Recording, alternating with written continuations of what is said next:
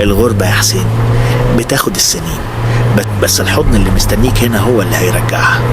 أنا محضر لكم مفاجأة في البيت هترجعكم لأيام زمان.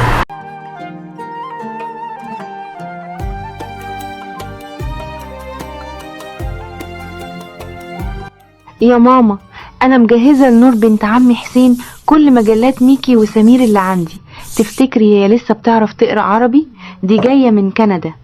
يا بنتي الدم بيحن، تقعد معاكي وتنسى كندا وسنينها. المهم رصي أطباق الأكل وحطي المفرش اللي بالقنار اليدوي، العين بتاكل قبل الفم يا سارة. يا وحشني ريحة مصر، وحشني ريحة البيت يا أخويا. كريمة حبيبتي بجد البيت ريحته تجنن خالص، بس معلش الجو حر شوية، ممكن بس أشرب مية مينرال؟ نورتي يا كاميليا. ايه دي يا حبيبتي؟ احنا مجهزين مشروب ورد من اللي بيسرح على القلب، ده وقته. أهلا يا سارة، وحشتيني قوي. البيت لسه زي ما هو. نورتي يا نور.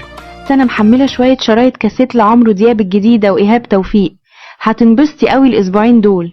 سموا بالله يا جماعة. يا حسين كل من البط ده تربية بيتي، مش زي بتاع كندا اللي في السوبر ماركت. كريمة حبيبتي الأكل ده كتير عليا قوي، أنا آخري صباع محشي واحد عشان الكالوريز. كالوري ايه يا كاميليا؟